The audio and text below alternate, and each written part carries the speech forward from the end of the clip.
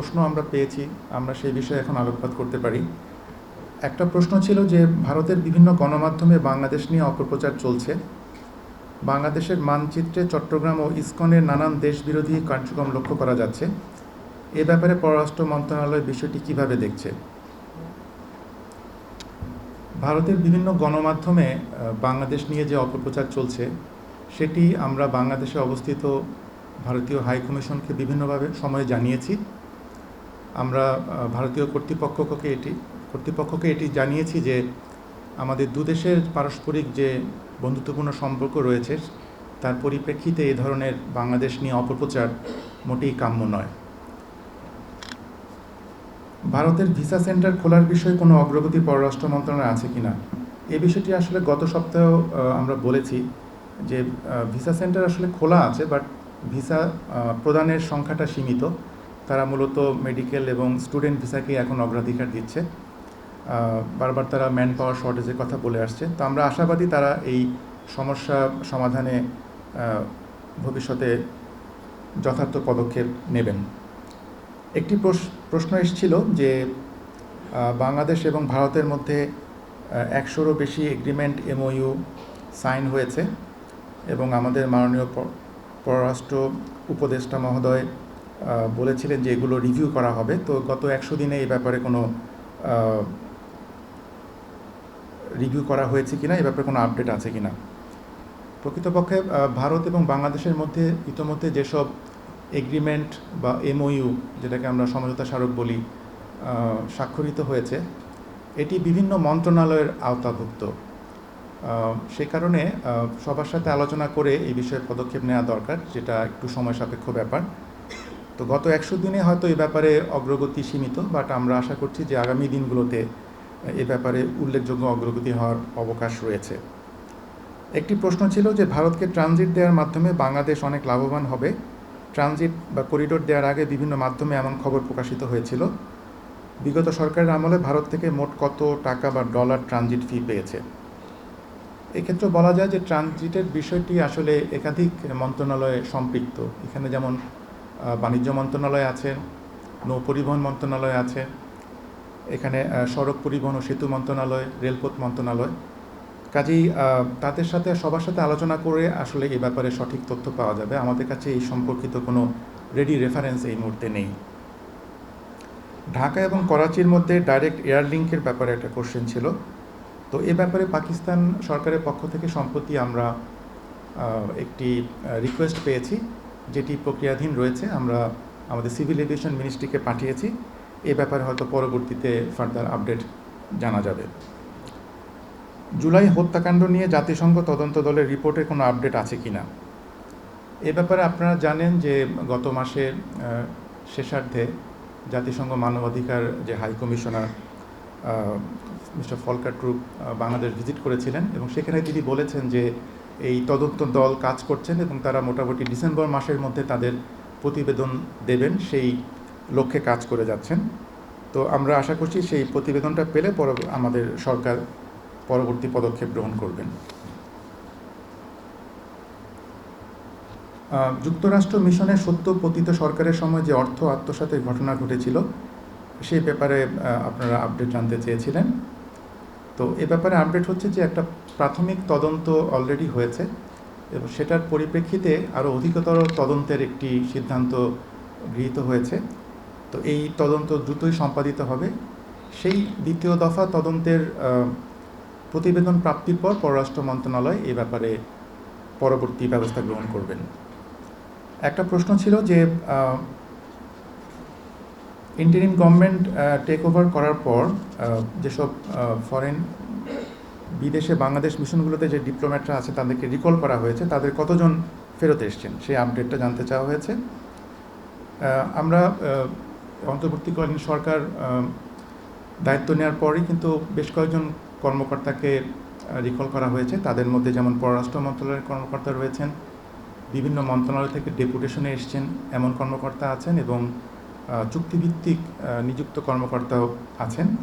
তো চুক্তিভিত্তিতে যে 7 জন রাষ্ট্রদূত নিযুক্ত ছিলেন তাদের মধ্যে 6 জন অলরেডি দায়িত্বভার ত্যাগ করে বাংলাদেশে ফেরত এসছেন। অন্যান্য পর্যায়ে 4 জন কর্মকর্তার চুক্তি বাতিল বা শেষ হলেও তারা যেহেতু এখনও পররাষ্ট্র মন্ত্রণালয়কে রিপোর্ট করেননি, কাজে আমরা বুঝতে পারছি না তারা দেশে এসেছেন কিনা। এছাড়া ডেপুটেশনে নিযুক্ত 3 জন কর্মকর্তা রিকল হয়েছেন, তারা দায়িত্বভার ত্যাগ করেছেন কিন্তু এখনও পররাষ্ট্র মন্ত্রণালয়ে যোগদান করেননি।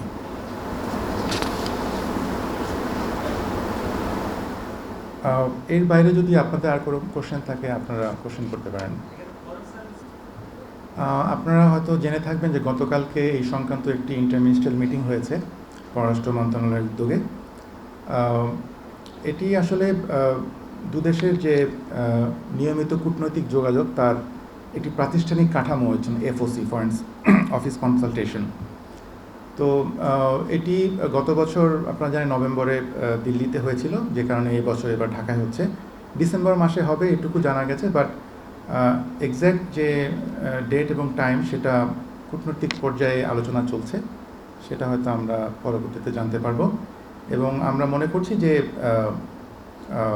এই এফওসিটা হওয়ার মাধ্যমে আমাদের দুদেশের মধ্যকার সম্পর্কটা গতিশীলতা পাবে।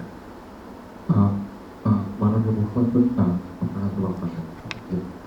আমার প্রথম প্রশ্ন হচ্ছে যে ভারতের সাথে এফওসিতে গতকালকে যেহেতু হচ্ছে যে একটা ইন্টারমিনিস্ট্রিয়াল মিটিং হয়েছে, সাথে এফওসিতে কোন বিষয়টাকে প্রাধান্য দেওয়া হবে, এটা আমার প্রথম প্রশ্ন। দ্বিতীয় প্রশ্ন হচ্ছে যে ওই এগ্রিমেন্টস পররাষ্ট্র উপদেষ্টা যেরকম বলেছিলেন যে রিভিউ করার বিষয়টি, সেখানে বিভিন্ন মন্ত্রণালয় অবশ্যই জড়িত আছে, এমনকি পররাষ্ট্র মন্ত্রণালয়ও এরকম মানে অ্যাটলিস্ট কমপক্ষে 30টার মতো ডকুমেন্টে সাইন করেছে আর কি। তো পররাষ্ট্র মন্ত্রণালয় আসলে কয়েকটা রিভিউ করেছে, আপনি বলেছেন সীমিত অগ্রগতি, এই সীমিতটা আসলে কি যদি একটু বলতেন? আচ্ছা, প্রথমে বলি যে কি বিষয়ে আলোচনা হবে। এটা তো আসলে দুদেশ মিলে এজেন্ডার বিষয়গুলো নির্ধারিত হয়, যেহেতু প্রথম মিটিংটা হলো, এর মাধ্যমে হয়তো পরবর্তীতে জিনিসটা আরও ফার্ম আপ করবে। তো নর্মালি যেটা হয়, সম্পূর্ণ বিষয়গুলো নিয়ে কিন্তু আলোচনা হয়, নির্দিষ্ট কোনো বিষয় এখানে যে আসবে সেরকম নয়। এবং নর্মালি এক্সিস্টিং যে সম্পর্ক, সেটার যে বিষয়গুলো আসে, ভবিষ্যতে এই সম্পর্ক সম্প্রসারণের কী কী ক্ষেত্র চিহ্নিত করা যায় সেই বিষয়গুলো আসে। কাজে ঠিক এই মুহূর্তে বলা যাচ্ছে না যে এক্স্যাক্টলি কোন কোন বিষয় নিয়ে আলোচনা হবে। বলা যায় যে দুই দেশের দ্বিপাক্ষিক সম্পর্কে মোটা সব বিষয়ে এখানে আলোচনায় স্থান পাবে।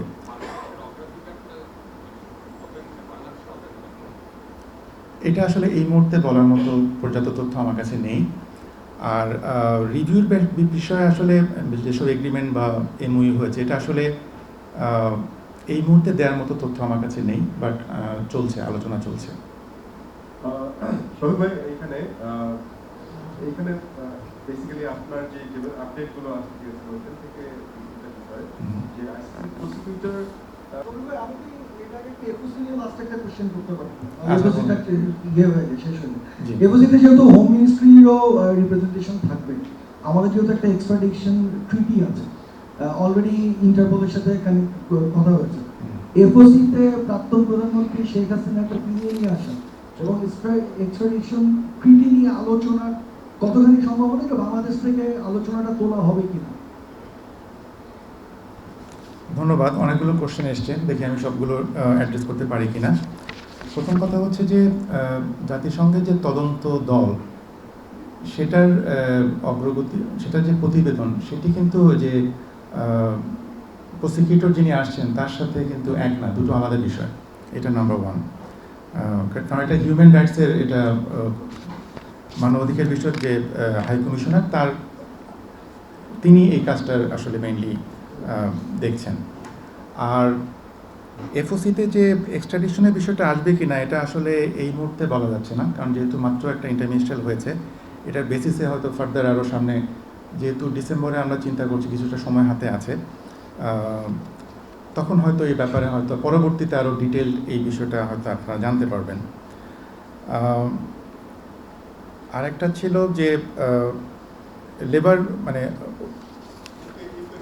ইউকের ভিজিটে, ওটা এক্স্যাক্টলি টেকনিক্যাল কোশ্চেন, এটার উত্তরটা এই মুহূর্তে আমি দিতে পারছি না, এটা হয়তো পরবর্তীতে আমি জেনে আপনাদেরকে জানাতে পারবো।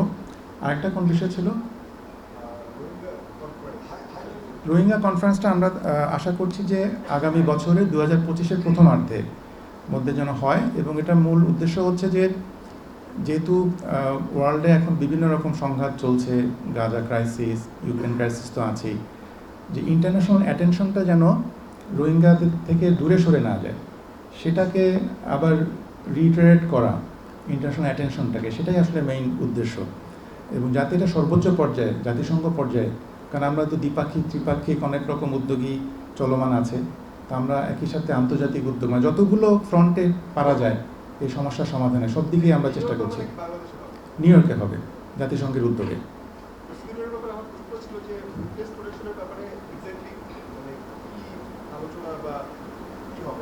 বুঝতে পেরেছি, এটা সম্পর্কে আসলে পর্যাপ্ত তথ্য এই মুহূর্তে আমার হাতে নেই, পরবর্তীতে আমি হয়তো জানাতে পারবো। আচ্ছা, সম্প্রতি আমরা দেখলাম যে চুক্তিভিত্তিক বেশ কয়েকজন যে রাষ্ট্র নিয়োগ দেওয়া হচ্ছে, তাদেরকে এই কাকে কোথায় দেওয়া হচ্ছে বা এই বিষয়ে কোনো আপডেট আছে কিনা? এক, আর দ্বিতীয় কথা হচ্ছে যাদেরকে চুক্তিভিত্তিক নিয়োগ দেওয়া হচ্ছে তাদের বিষয়ে বলা হচ্ছে অনেক বিষয়ে অনেক সমালোচনা আসছে যে তথ্যটা যাদেরকে যে দেশে দেওয়া হচ্ছে কিন্তু আবার যে পাওয়া যাচ্ছে এগুলো আসলে অনেকটা অপাত্রে পোস্টিং এমনটাই মনে করা হচ্ছে। এই বিষয়ে আপনাদের কোনো মন্তব্য আছে? এটা তো আসলে সরকারের উচ্চ পর্যায়ের সিদ্ধান্ত, কারণ একজন রাষ্ট্রদূত যখন যাবেন তিনি তো দেশকে রিপ্রেজেন্ট করবেন। আর কথাবার্তা চলছে অনেকই, বাট নর্মালি নিয়ম হচ্ছে একটা দেশে যখন রাষ্ট্রদূত প্রেরণ করা হয় সে দেশের এগ্রিমো বা তাদের এগ্রিমো সিক করা হয়, তো সেটা পেতে সাধারণত 2-3 মাস সময় লাগে।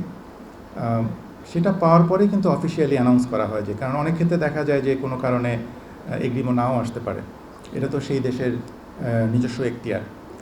কাজেই সেই পারমিশনটা যখন পাওয়া যায় অফিসিয়ালি তখনই কিন্তু অফিসিয়ালি জানানো হয়। সো এই প্রক্রিয়াধীন আছে, এটা হয়তো ইন ফিউচারে আপনার যখন এগ্রিমো আসবে সংশ্লিষ্ট দেশের ক্ষেত্রে তখন নামগুলো আপনারা অফিসিয়ালি জানতে পারবেন। আমি একটু এফওসিতে ফিরতে চাই। বাংলাদেশের থেকে এফওসিটা আমরা লাস্ট এফওসি যেটা আমরা দেখলাম ইলেকশনের আগে, এটা অনেকটা জোর করে আমাদের দিক থেকে দিয়েছিল। 1 বছরে আমরা 2বার এফওসি করলাম। আসলে এফওসির আউটকামটা কি, আর এইবারের এফওসিতে আমরা চাচ্ছি নাকি ইন্ডিয়া চাচ্ছি নাকি উভয়পক্ষই চাচ্ছি, যদি একটু ক্লিয়ার করেন। ধন্যবাদ। যেটা আমি আগেই বলেছি, এফওসিটা একটা নিয়মিত দুদেশের দ্বিপাক্ষিক সম্পর্ককে এগিয়ে নেওয়ার একটি প্রাতিষ্ঠানিক প্ল্যাটফর্ম, এবং এটি প্রতি বছরই হওয়ার নিয়ম। একবার বাংলাদেশে হয়, আরেকবার সংশ্লিষ্ট দেশে হয়। কাজে যেহেতু গতবার দিল্লিতে হয়েছে, এবার বাংলাদেশে হবে, এবং এটা আসলে দুপক্ষ মিলেই কিন্তু ডিসিশনগুলো হয়। এখানে কি বিষয় নিয়ে আলোচনা হবে, এজেন্ডার আইটেম কি হবে, দুদেশ মিলেই কিন্তু ঠিক করে। তো আলটিমেটলি এটা বলা যাবে না যে এটা শুধুমাত্র বাংলাদেশের উদ্যোগ নিয়েছে বা শুধু ভারত উদ্যোগ নিয়ে, তা নয়, দুদেশের মিলেই কিন্তু এটা হচ্ছে। এবং আপনারা জানেন যে গতকাল আমাদের অনারেবল অ্যাডভাইজার স্যার বলেছেন যে এটা আমরা চাচ্ছি যে এটা একটা খুব দুদেশের মধ্যকার যে সম্পর্কটা গতিশীল করার জন্য এই এফওসিটা একটা গুরুত্বপূর্ণ ভূমিকা পালন করবে। এবং আমরা সেখানে এই যে ভিসা নিয়ে যে প্রবলেমগুলো হচ্ছে সেটাও আমরা হয়তো তাদের কাছে তুলে ধরবো, যাতে তারা অচিরেই এই ভিসার সমস্যাটা সমাধানকল্পে প্রয়োজনীয় পদক্ষেপ গ্রহণ করেন। আর গত এফওসির আপডেটটা এই মুহূর্তে আমার কাছে নেই, বাট যেটা আমি বললাম যে সবসময় এফওসি হচ্ছে যে সবসময় যে সঙ্গে সঙ্গে আপনি আউটপুট পাবেন তা নয়, এটা যেহেতু একটা ধারাবাহিক প্রক্রিয়া চলমান থাকবে, এবং এভাবেই হয়তো বিভিন্ন আউটপুট ইন ফিউচারে দৃশ্যমান হবে। তৈরি আপনার হাতে বাংলাদেশের ছোট্ট একটা বিষয়, সেটা হচ্ছে গিয়ে যে গত ব্রিফিংয়ে আপনি বলেছিলেন যে ওই শেখ হাসিনাকে ফেরত আনার যে রিকোয়েস্টটা সেটা পররাষ্ট্র মন্ত্রণালয় এখনো পৌঁছায় নাই বা আসে নাই বা আপনাদেরকে এখনো জানানো হয়নি। তো আন্তর্জাতিক অপরাধ ট্রাইব্যুনালের এরকম একটা নির্দেশনা ছিল 18ই নভেম্বরের মধ্যে তাকে আদালতের সঙ্গে প্রডিউস করা। তো 18 নভেম্বর তো পার হয়ে গেল, আপনারা কি মানে ওই তাদের প্রসিকিউশন টিম থেকে এরকম কোনো রিকোয়েস্ট কি এখনো পেয়েছেন যে শেখ হাসিনাকে ফিরিয়ে আনতে কূটনৈতিক তৎপরতা চালানো বা ইয়া করা? ফরেন মিনিস্ট্রিকে আসলে কোনো ধরনের কোনো কমিউনিকেশন পেয়েছে কিনা সরকারের কোনো পক্ষ থেকে শেখ হাসিনাকে ফেরত আনার জন্য? সত্যিকার অর্থে আমরা অফিসিয়ালি কিন্তু কোনো নির্দেশনা পাইনি। আমরাও যা দেখছি যে পত্রিকার মাধ্যমে, যেমন যে ইন্টারপোলের মাধ্যমে যোগাযোগ করা হয়েছে, বা সেরকম তো আলাদা একটা সেক্টর আছে, বাট সরকারিভাবে যেহেতু এটা আসলে পররাষ্ট্র সম্পর্কিত বিষয়, কারণ যেহেতু উনি বিদেশে আছেন, এটা আসলে পররাষ্ট্র মন্ত্রণালয়ের মাধ্যমে যাওয়াটাই শ্রেয়। বাট অফিসিয়ালি কিন্তু আমরা এখনও পাইনি, পাওয়া মাত্রই কিন্তু আমরা যথাযথ পদক্ষেপ নিতে পারি এক্ষেত্রে অফিসিয়ালি।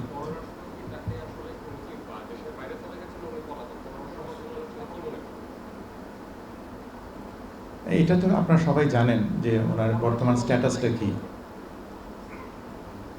দেশের বাইরে আছেন এবং পলাতক, দুটোই তো সত্যি, কোনোটাই তো আপনি মিথ্যা বলতে পারবেন না। তবে যথাযথ ব্যবস্থাটা কি, মানে আপনাদের যদি বলা হয় আপনাদের যথাযথ ব্যবস্থাটা কি? সেটা হচ্ছে যে অফিসিয়ালি আমরা ভারতীয় কর্তৃপক্ষকে জানাবো। এক্ষেত্রে পররাষ্ট্র মন্ত্রণালয়ের কাজটা কি শুধুমাত্র ডাকতেও নেন? মানে আমি এই জন্য বলছি যে অন্য মন্ত্রণালয়, যেহেতু আপনি বলছেন যেটা পররাষ্ট্রের একটা কাজ, মানে পররাষ্ট্রের মধ্যেই যাবে, আমরা সবাই জানি যে উনি কেস কাটাতে আছেন, কোথায় আছেন, তাকে ফেরত আনার বিষয়ে পররাষ্ট্র মন্ত্রণালয়কে এটা নিজে উদ্যোগ দিতে পারে, আর তারা কি জানাবে না, নাকি এটা অন্য মন্ত্রণালয় বললেই সে শুধুমাত্র ডাকপিয়নের কাজটা করবে? বিষয়টি হচ্ছে, আমি আগেই বলেছি, এটা একটা রাজনৈতিক বিষয়। কাজেই সর্বোচ্চ পর্যায় থেকে যখন আমাদেরকে নির্দেশনা দেওয়া হবে আমরা তখনই কাজ করব। আর আমরা হয়তো এই এফওসি যেটা সামনে হতে যাচ্ছে সেখানেও কিন্তু হয়তো এই বিষয়ে আলোচনা করার অবকাশ থাকবে। তখন হয়তো জিনিসটা আরও ক্লিয়ার হবে যে আমরা আসলে এই বিষয়টা কীভাবে দেখছি বা কী চাই।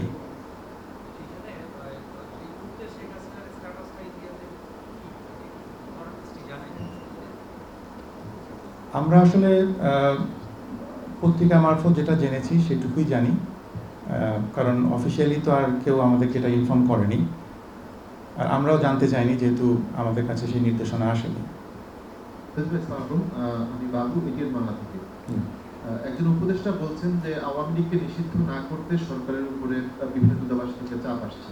তো এই বিষয়ে আপনাদের কাছে ফরমালি কোন কোন দেশ জানিয়েছে, কোনো কিছু কি বলেছে, বা আপনারা এই বিষয়ে কি জানেন, যদি একটু আমাদের জানাতেন? আমরা এই বিষয়ে কোনো কান্ট্রি থেকে কোনো কিছু জানিনি। আমার তাজুল আহমেদ, আমি সময় টিভিতে কাজ করি। কোন দিকে কাইন্ডলি? আপনার রাইট সাইডে। একটা বিষয় হচ্ছে যে প্রধান উপদেষ্টার অনুরোধে আরব আমিরাত থেকে 57 জন প্রথমে ফিরেছিল। আমরা দেখতে পাচ্ছি যে বা বিভিন্ন মাধ্যমে খবর পাচ্ছি এখনো মানে 50 জনের বেশি সেখানে আটক আছে। আমি এক্সাক্ট ফিগারটা জানতে চাচ্ছি যে কতজন বাংলাদেশি আরব আমিরাতে এখনো জুলাই আন্দোলনে সময় আন্দোলন করার কারণে আটকা আছে, এবং তাদেরকে ফেরাতে পররাষ্ট্র মন্ত্রণালয় কি ব্যবস্থা নিচ্ছে। আর এফওসি বিষয়ে এই প্রশ্নটা এর আগেও করেছিলেন একজন।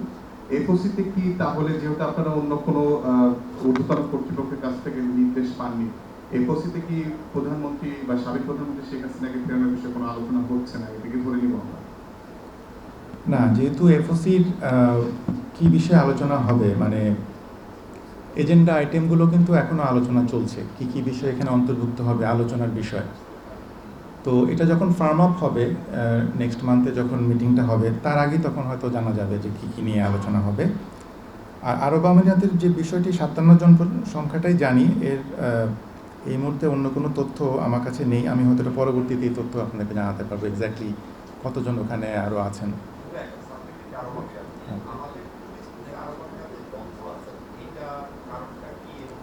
কি বন্ধ আছে? ও, ট্যুরিস্ট। সেটা সম্ভবত একই সময় থেকে ওই 57 জনকে যখন তারা আটক করলেন তারপর থেকে, সেটা এখন ওপেন হয়নি। নভেম্বর ওপেন হওয়ার একটা কথা ছিল, সেটি হয়নি। এটা নিয়ে আপনাদের কোনো আপডেট আছে?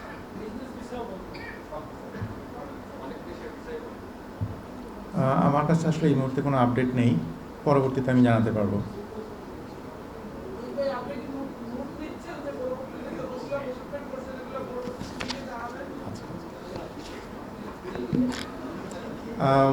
আজকের মতো তাহলে এখানেই শেষ করছি, আবার নেক্সট উইকে দেখা হবে। ধন্যবাদ সবাইকে।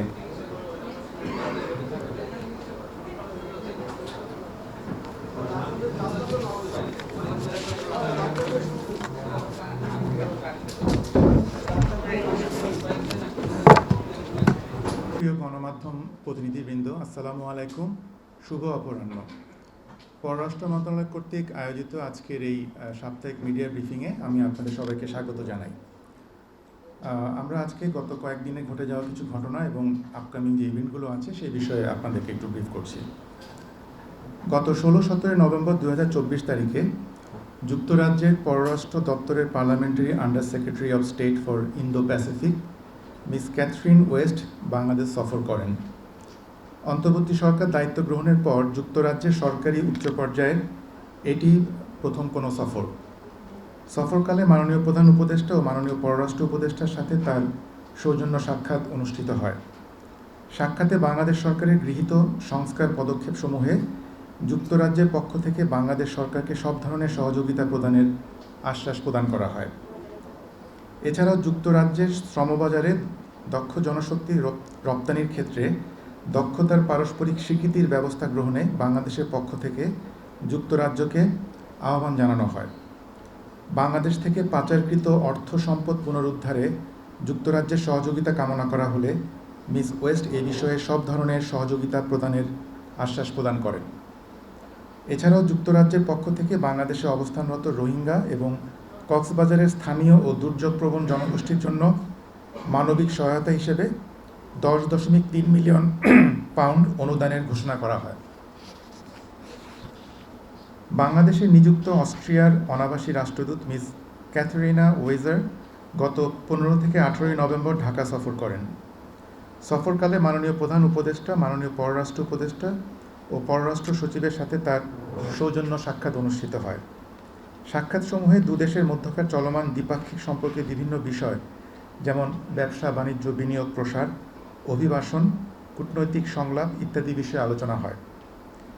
বর্তমান প্রেক্ষাপটে অস্ট্রিয়ার বিভিন্ন বিশ্ববিদ্যালয়ে ভর্তিচ্ছু বাংলাদেশি ছাত্রছাত্রীদের ভিসা প্রাপ্তিতে উদ্ভূত সমস্যা সমাধানে অস্ট্রিয়ার পক্ষ থেকে সব ধরনের সম্ভাব্য সহায়তা প্রদানের বিষয়ে অনাবাসী রাষ্ট্রদূত আশ্বাস প্রদান করেন। বাংলাদেশ ও বেলজিয়ামের মধ্যে অতিরিক্ত পররাষ্ট্র সচিব পর্যায়ের দ্বিতীয় রাজনৈতিক সংলাপ আগামী 24 নভেম্বর ঢাকায় অনুষ্ঠিত হবে। সংলাপে দুই দেশের মধ্যকার দ্বিপাক্ষিক ও বহুপাক্ষিক সম্পর্কে নানা দিক নিয়ে আলোচনা হবে বলে আশা করা যাচ্ছে। পাশাপাশি ইইউ বাংলাদেশ সম্পর্ক এবং বৈশ্বিক ও আঞ্চলিক বিভিন্ন বিষয়ে মত বিনিময় হবে।